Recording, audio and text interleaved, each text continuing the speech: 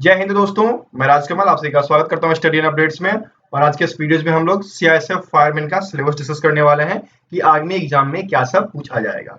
तो सबसे पहली बात, एग्जामिनेशन जो है वह 12th बेस्ड है। तो इसका मतलब पेपर की जो क्वालिटी आएगी वह आपका एडवांस टाइप का आएगा। ठीक है, आप जो बेसिक पढ़ते हो 10th बेस, तो उससे थोड़ा सा ज्यादा आपको ये पूछा जाएगा। और जैसा कि पेपर फिल भी किए हैं तो सिर्फ साइंस वाले बच्चे, ठीक है, 12th प्लस साइंस मांगा है, तो ऑटोमेटिकली आप देख सकते हैं कि यहाँ पर जो पेपर लेवल होने वाला है वो पक्का एडवांस में जाएगा। लास्ट टाइम भी एडवांस में ही गया था। सिलेबस जानने से पहले बहुत सारे विद्यार्थी ऐसे होते हैं जिनके मन में ये सारी उत्सुकता होती है। पहली चीज कि एग्जामिनेशन कैसे होगा, उसमें कितने मार्क्स के क्या चीज पूछे जाएंगे, तो इन चीजों की उत्सुकता होती है। तो सबसे पहले हम इसी पे बातचीत करेंगे। आपके जो एग्जामिनेशन होने वाले हैं वह कुल 100 मार्क्स के होंगे और इस 100 मार्क्स के लिए आपको 100 क्वेश्चन भी दिए जाएंगे। ठीक है, अर्थात प्रत्येक क्वेश्चन पर आपको 1 नंबर मिलने वाला है। निगेटिव मार्किंग बिल्कुल भी नहीं है, ये मेंशन है इसके नोटिफिकेशन में ही कि इस पे कोई भी निगेटिव मार्किंग नहीं है। ठीक है, ये देखिए यहाँ पर साफ साफ लिख दिया गया है, all question will be of objective multiple choice type, the written examination will be conducted in English and Hindi medium under OMR या computer based test, there shall be no negative marking. ठीक है, क्वेश्चन जो पूछे जाएंगे वह MCQ based होंगे और ये अभी तय नहीं हुआ है कि एग्जामिनेशन CBT अर्थात कंप्यूटर बेस्ड होगा या फिर OMR बेस्ड होगा। यदि OMR बेस्ड हुआ तो आपको डिफरेंट डिफरेंट स्टेट्स में जाकर एग्जामिनेशन देना होगा जैसे पहले से दिए हो, और यदि CBT होगा तो आप अपने ही शहर में से आसानी से दे पाओगे। यदि आपका प्रश्न सही होता है तो उसके लिए 1 नंबर मिलेगा, यदि प्रश्न गलत भी होता है तो कोई निगेटिव मार्किंग नहीं है। तो सभी बच्चे जो हैं सभी क्वेश्चन अटेंड करेंगे, क्योंकि जो मार्क्स मिलेगा उससे आपका जो पोजीशन है, रैंक है, वो हाई होगा और हाई होगा तभी आप सिलेक्टेड हो पाओगे। ठीक है, अब चलिए बातचीत कर लेते हैं ये जो 100 नंबर के क्वेश्चन आने वाले हैं तो वो किन किन पार्ट में बटे होंगे, क्या क्या पूछा जाएगा। पहला पार्ट जो है आपका वह जनरल इंटेलिजेंस एंड रीजनिंग का होगा। रीजनिंग के लिए पहला पार्ट दिया जाएगा और इसमें 25 क्वेश्चन होंगे जो कि 25 नंबर आपको देंगे। ठीक है, दूसरा आपका होगा general knowledge and awareness. General knowledge में आपके स्टैटिक जीके आ गए, अवेयरनेस में आपके करंट अफेयर्स चले आते हैं, तो इसके भी 25 क्वेश्चन रहेंगे और मैक्सिमम मार्क्स जो होगा 25 होगा। सी में आपका आ गया मैथमेटिक्स, तो यहाँ पर जो मैथमेटिक्स होगा वह थोड़ा एडवांस टाइप का होगा, हेड कांस्टेबल टाइप का। ठीक है, और उसके बाद नंबर ऑफ क्वेश्चंस कितने होंगे, 25 होंगे, मैक्सिमम मार्क्स 25 दिए जाएंगे। और पार्ट डी जो है ये ऑप्शनल होता है विद्यार्थी के लिए। जिसको इंग्लिश सिलेक्ट करना है वो इंग्लिश वाले देंगे, जिसको हिंदी सिलेक्ट करना है वो हिंदी वाले सिलेक्ट करके एग्जामिनेशन देंगे। ये नहीं कि इंग्लिश भी देंगे हिंदी भी देंगे, कोई एक ही आपको देना होता है। इसमें भी 25 क्वेश्चन आएंगे 25 मार्क्स के। तो ये पैटर्न जो है वह 2022 के लिए है।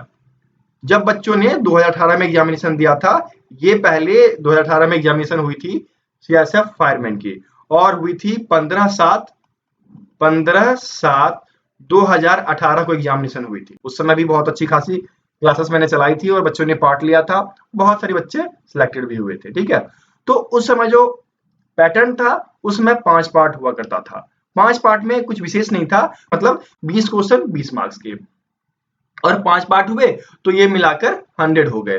पूर्णांक 100 ही रहा, इसमें कहीं कोई कटौती नहीं हुई, ना आज हो रही है। लेकिन उस समय क्या था कि रीजनिंग के जो पार्ट थे ना उसको 2 पार्ट में डिवाइड कर दिया गया था, वर्बल नॉन वर्बल। लेकिन इस बार क्या कर दिया गया कि पूरा का पूरा SSCGD का पैटर्न जो है ना वही यहाँ पर दे दिया गया है।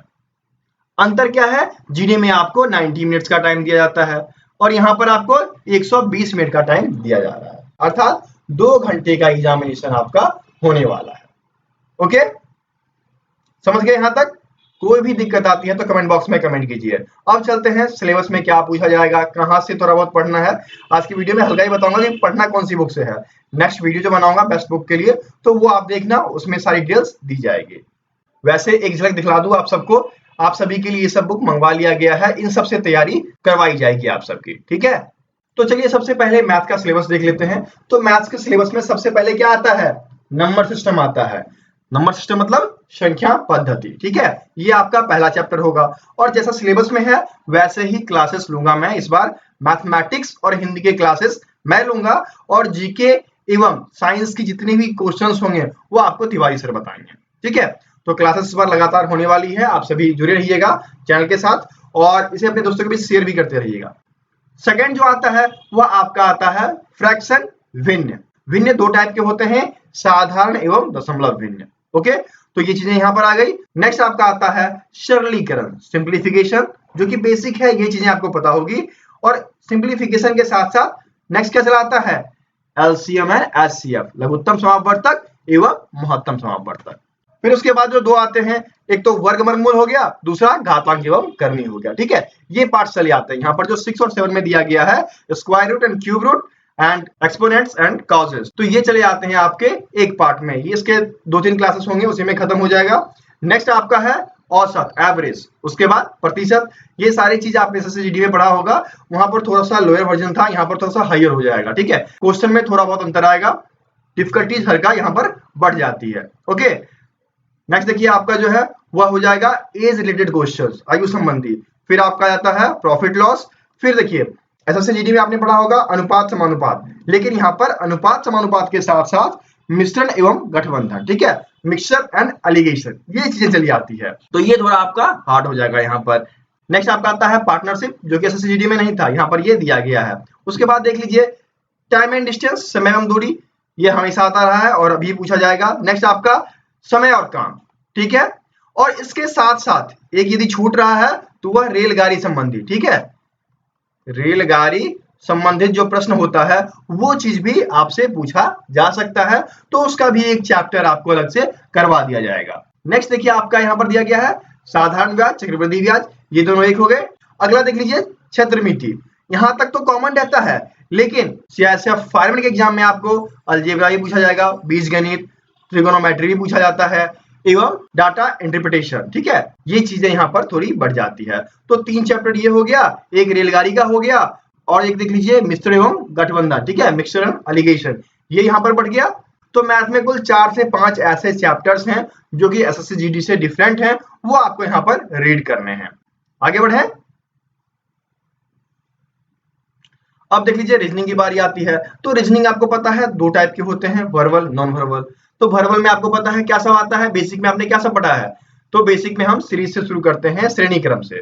पहला आ गया आपका सीरीज, ठीक है, किसी भी संख्या या वर्ण का श्रेणी क्रम, ये आपका आता है। दूसरा एनालॉजी, संबंधात्मक चीजें, रिलेशन ढूंढते हैं उससे उसका, ठीक है, जो कि वर्णों एवं संख्याओं में होता है। फिर उसके बाद क्लासिफिकेशन, वर्गीकरण आ गया।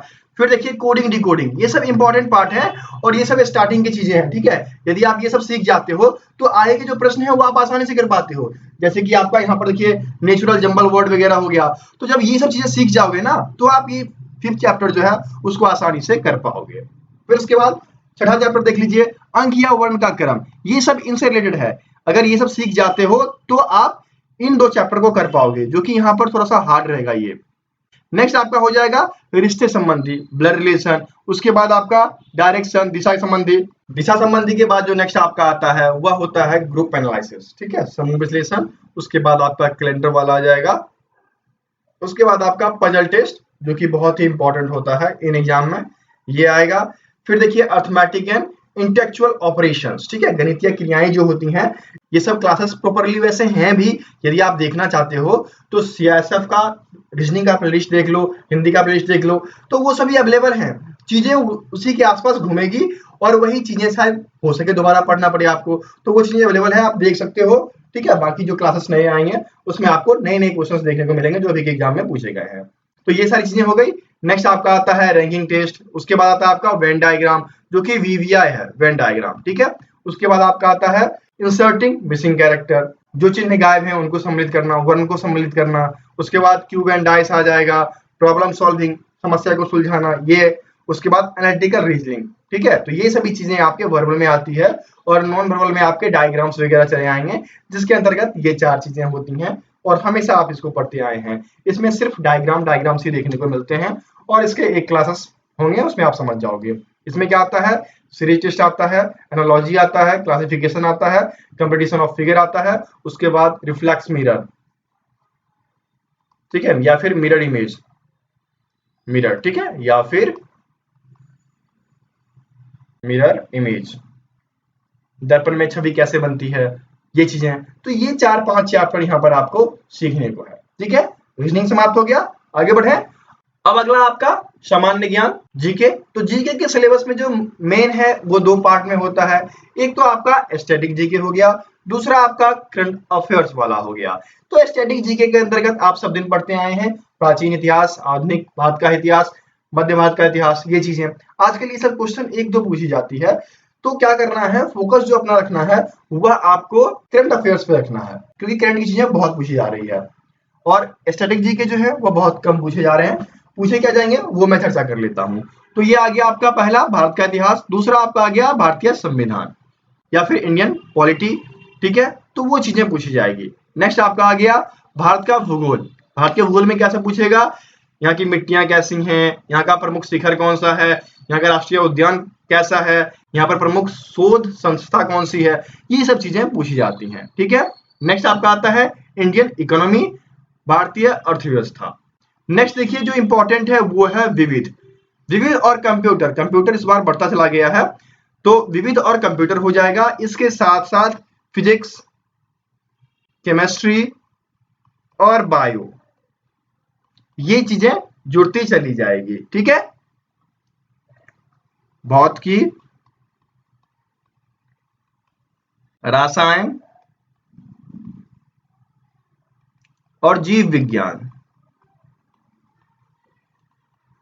इसके ही प्रश्न पूछे जाने लगे हैं।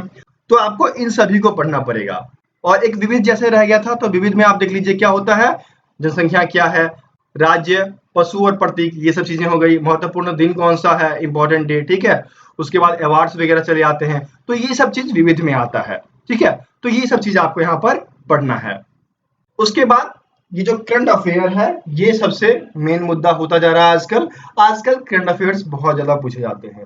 आप एग्जाम दिए हैं जीडी का या फिर जो भी एसएससी का एग्जाम दिए हैं, तो उसमें आपने देखा होगा कि आजकल करंट अफेयर्स बहुत सारे पूछे जाते हैं। तो उसकी चर्चा कर लेते हैं। करंट अफेयर्स में जो मेजर इवेंट्स हैं वो आप पढ़ लेना कि 2021-22 में क्या सब हुआ है। ठीक है, उसके बाद नेशनल पर्सनैलिटी, राष्ट्रीय व्यक्तित्व कौन सा है, किसने क्या हासिल किया, ये पढ़ लेना। अवार्ड्स एंड ऑनर्स, पुरस्कार, ये चीजें पढ़नी है आपको, थर्ड में जो दिया गया है। ठीक है, उसके बाद देख लीजिए नेशनल इंडिकेटर्स एंड रिपोर्ट, ये भी इंपॉर्टेंट है, इसको पढ़ लेना। उसके बाद ग्लोबल इंडेक्स में कौन कहाँ पर है, ये पढ़ लेना है आपको। अंतरिक्ष के बारे में जानना है, स्पेस टेक्नोलॉजी के बारे में, क्योंकि आजकल बहुत ज्यादा ये फैली जा रही है। नेक्स्ट आपका आता है मिलिट्री एक्सरसाइजेस, जो कि आजकल के लिए बहुत ही फेमस टॉपिक है। उसके बाद वेरियस मिसाइल्स वगैरह क्या है, या फिर आर्मी में कौन सा मिसाइल्स यूज किया जा रहा है, या फिर कौन सी सेना कहाँ पर क्या यूज कर रही है, तो वो सब चीज आपको पढ़ना है। ठीक है, नेक्स्ट आपका स्पोर्ट्स का आता है कि कौन से देश ने क्या कब जीता है, कौन किस खेल में सबसे आगे चल रहा है, ये सब चीजें। उसके बाद अभी रिसेंटली बिल पास हुआ है, तो वो बिल आपको जानना है कि कौन सी बिल पास हुई, उसमें क्या कहा गया। नेक्स्ट देखिए आपका जीआई प्रोडक्ट्स। जीआई प्रोडक्ट जो है जोग्राफिकल इंडिकेटर प्रोडक्ट होते हैं, और इसमें क्या होता है कि प्रत्येक राज्य का अलग अलग प्रोडक्ट होता है, यूनिक पहचान होता है, तो वो चीजें पढ़नी है। उसके बाद कौन कौन से मोबाइल पोर्टल्स बने हैं या कौन सा महत्वपूर्ण ऐप लॉन्च किया गया है, इसके बारे में जानेंगे। फिर उसके बाद नई नई समिति कौन सी बनी है, अभी बहुत सारे घटनाएं घट रही हैं, तो उनके लिए क्या नई नई कमेटियां बनाई गई, ये आपको जानना है। उसके साथ देखिए अभी बहुत सारे जगह ऐसे हैं जिनके नाम परिवर्तित कर दिए गए, तो ये भी एक ना एक क्वेश्चन इससे आता रहता है, तो ये पढ़ लेना है। चर्चित पुस्तक कौन सी है, प्रमुख राज्य के नए नए उत्सव, आजकल बहुत मतलब एक तो शहर का नाम बदला जा रहा है, दूसरा नए नए उत्सव, इनको भी जानना है। ठीक है, उसके बाद शब्द संक्षेपण, ये भी इंपॉर्टेंट है। उसके बाद देख लीजिए केंद्र सरकार की नई योजनाएं क्या आई हैं, इनको जान लीजिए 2020-21 में और 21-22 में। ठीक है, 21-22 कर लीजिए, इन सभी में नया नया महोत्सव मनाया गया है, महत्वपूर्ण दिन मनाए गए हैं, तो उनमें उनका थीम क्या रहा, ये आपको जानना है। ठीक है, नेक्स्ट आपका आता है कि राज्य सरकार, जैसे कि आप दिल्ली में हैं, तो दिल्ली की सरकार ने क्या क्या लॉन्च किया आपके लिए, थोड़ी बहुत जानकारी इसकी भी जाननी है, क्योंकि सेंट्रल की चीजें आपसे पूछी जाती है। ठीक है, उसके बाद आपका आ गया कैबिनेट मिनिस्ट्री। एक क्वेश्चन तो आपका यहाँ से आता ही आता है, कभी विदेश मंत्री के बारे में पूछ लेगा, कभी शिक्षा मंत्री के बारे में पूछ लेगा, कौन है करंट के बने हुए, ये आपको याद रखना है। ठीक है, नेक्स्ट आपको देख लीजिए थोड़ी बहुत बैंकिंग की नॉलेज रखनी है, यदि आप रखते हो तो वो आपके लिए बेहतर है। ओके, सबसे इंपॉर्टेंट ये 29 वाला, capital of various countries, currency, language and president of the nation. तो पोसिडेंट आप याद करो नहीं करो, लेकिन राज्य राजधानी मुद्रा ये महत्वपूर्ण है, ये आपको याद होना चाहिए। तो ये सभी जीके में आते हैं, इतने सारे कंटेंट जीके के अंतर्गत आता है। आपका जो 25 मार्क्स का क्वेश्चन है, 25 क्वेश्चन पूछे जाएंगे, वो 25 क्वेश्चन के लिए आपको बहुत कुछ पढ़ना पड़ जाएगा। ठीक है, नई नई चीजें पढ़नी पड़ेगी, उसमें साइंस भी पढ़ना पड़ेगा, जिसमें कि फिजिक्स, केमिस्ट्री और बायोलॉजी। ठीक है, भौतिकी, रसायन और जीव विज्ञान भी आते हैं। ये सभी सिर्फ जीके के लिए था। ठीक है, आगे बढ़े। देखिए यहाँ पर आप सभी के सुविधा के लिए डिफरेंट बुक मंगा लिया गया है, जो कि सीएसएफ एग्जाम के लिए है। सीएसएफ का आप ट्रेडमैन, कांस्टेबल, हेड कांस्टेबल या फिर फायर किसी भी एग्जाम में बैठते हो, तो इन सभी के निचोड़ जो होंगे ना इस बुक सभी के, वो मैं आप लोग को दूंगा, जो कि बहुत ही महत्वपूर्ण हो जाएगा आपके एग्जामिनेशन के लिए। 100% सफलता मिलने वाली है बच्चों को। ठीक है, क्योंकि 100% इन सभी बुक का निचोड़ निकलेगा। ठीक है, इन बुक्स के जो निचोड़ आएंगे वो आपकी जिंदगी को खुशहाल कर देगा। जिन जिन बच्चे को जॉब लगेगी उनकी जिंदगी सेट हो जाएगी। अभी रिसेंटली जो है सीएसएफ वाले एग्जामिनेशन में बहुत बच्चों ने कहा सर जॉब लग गई, एक वेस्ट बंगाल से थे, एक झारखंड से थे, ऐसे करके मैसेज आया, तो मुझे बहुत ही खुशी मिली। तो एक सिलसिला और शुरू करते हैं और देखते हैं कि सीएसएफ फायर में कितने बच्चे जॉब हासिल कर पाते हैं। नेक्स्ट आपका आता है हिंदी का पार्ट, और हिंदी बहुत ही मजेदार है मेरे लिए, मैं आपको कराऊंगा हिंदी। और हिंदी में देखिए शुरुआत से कराने वाला हूँ एक एक चीज, कोई भी कंटेंट नहीं छूटेगा। यदि कुछ छूटता है तो आप कमेंट बॉक्स में कमेंट करेंगे, मैं उसको भी सिलेबस में ऐड कर दूंगा। शुरुआत हम करेंगे हिंदी का। हिंदी में मतलब हिंदी भाषा क्या है, लिपि क्या है, परिचय क्या है, इसमें से मैं आपको बता दूं तो इन 5 पे वीडियोस मैंने ऑलरेडी दे रखी है। यदि आप देखना चाहोगे तो उसका लिंक मैं डिस्क्रिप्शन में डाल दूंगा, हिंदी क्लासेस के नाम से, उसमें देख लेना। ये 5 क्लासेस ऑलरेडी हो चुके हैं और इन पे मॉक टेस्ट जो कि बिल्कुल मुफ्त दिया गया है, उसके डिस्क्रिप्शन बॉक्स में होगा, वीडियो के डिस्क्रिप्शन बॉक्स में। आप पहले देखोगे, फिर जाकर मॉक टेस्ट देकर अपने आप को चेक भी कर लोगे कितने मार्क्स आ रहे हैं। तो शुरुआत हो चुकी है इसकी, हिंदी भाषा का परिचय, लिपि, हिंदी व्याकरण के भेद कितने हैं, ये सब। उसके बाद सेकंड आपका वर्ण वर्णमाला। तो वर्णमाला में आपके स्वर, व्यंजन, वर्णों की मात्राएं, महाप्राण, अघोष, घोष, ये सभी चीजें चली आती है। नेक्स्ट आपका वर्तनी शुद्ध करना या शुद्ध शब्द, इसके बारे में बताया गया है। उसके बाद शब्द और शब्द के प्रकार के बारे में बताया गया है। उसके बाद आपका संज्ञा। तो यहाँ तक तो हो चुका है, ये 5 क्लासेस ऑलरेडी हो चुकी है, आप वीडियोस देख सकते हैं, लिंक डिस्क्रिप्शन बॉक्स में है। अगला क्लास जो आएगा वह सर्वनाम से होगा।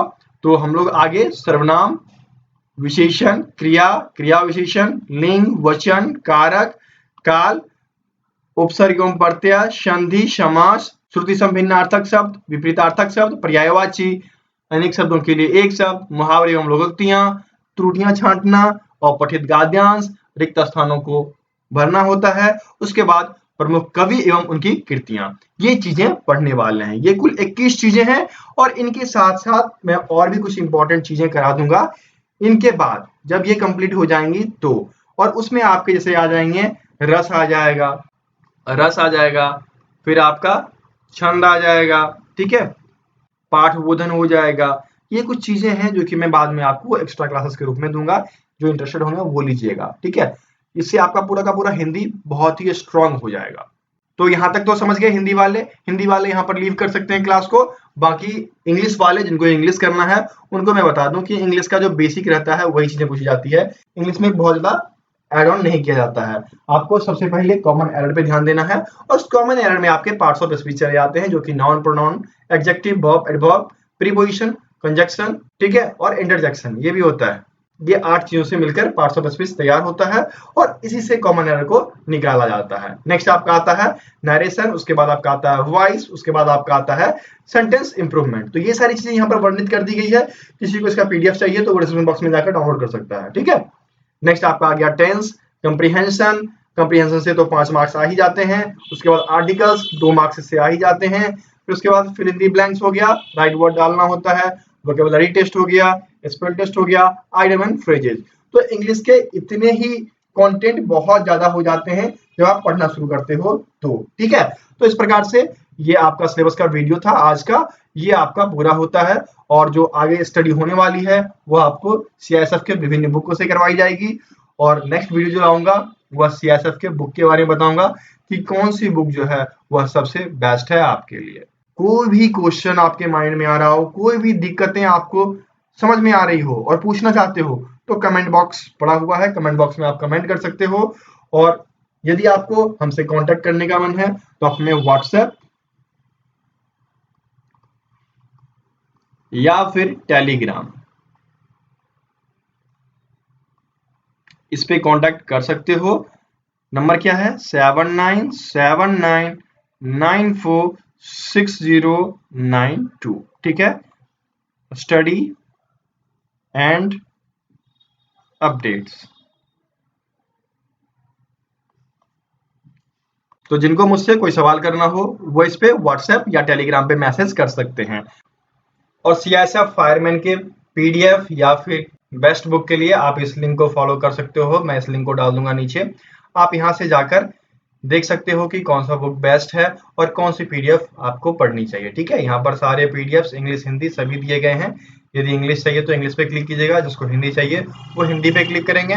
क्लिक करते ही ये पेज खुल जाएंगे। यहाँ पर आप देख सकते हैं इस टाइप का सेट आपको डाला गया है और ऐसे ही बहुत सारी सेट जो है सीआईएसएफ के नाम से डली पड़ी है, तो वो आप इस पेज के थ्रू विजिट कर सकते हो, देख सकते हो। ठीक है, देख लीजिए ये सारी चीजें यहाँ पर डली गई है और आपके लिए यहाँ पर इनको आसान कर दिया गया है। जब भी सेट लगाने का मन हो आप जा सकते हैं, यहाँ से बाय कर सकते हैं, खरीद सकते हैं। याद रखें ईमेल आईडी फोन नंबर अपना डालें ताकि जो पीडीएफ है वह आपके पास पहुंच पाए और आप उसे आसानी से डाउनलोड कर पाए। और यदि कोई भी दिक्कत आती है, आपने पेमेंट किया और पीडीएफ आपको नहीं मिला, तो पेमेंट का स्क्रीनशॉट जो है वह आपको टेलीग्राम, कहां पर? सिर्फ टेलीग्राम एप्लीकेशन पर देना है। व्हाट्सएप पे नहीं, टेलीग्राम करेंगे वहां पर आपको दे दी जाएगी, क्योंकि व्हाट्सएप पर जब फाइल साइज बड़ा होता है तो नहीं जा पाता है, लेकिन टेलीग्राम पे यह आसानी से जाएगा। इसलिए यदि आप पीडीएफ डाउनलोड करते हैं 100 MB का है, 200 MB का है, तो वो चीजें आपको टेलीग्राम एप्लीकेशन पे मिलेगी। फोन नंबर सेम रहेगा हमेशा 7979946092। आप इस पे कांटेक्ट करेंगे। सारे पीडीएफ्स आपको इस पीडीएफ स्टोर पे अवेलेबल हैं। जब आप चाहे जो चाहें वह बाय कर सकते हैं। फिर मिलता है अगले वीडियो में, तब तक के लिए जय हिंद।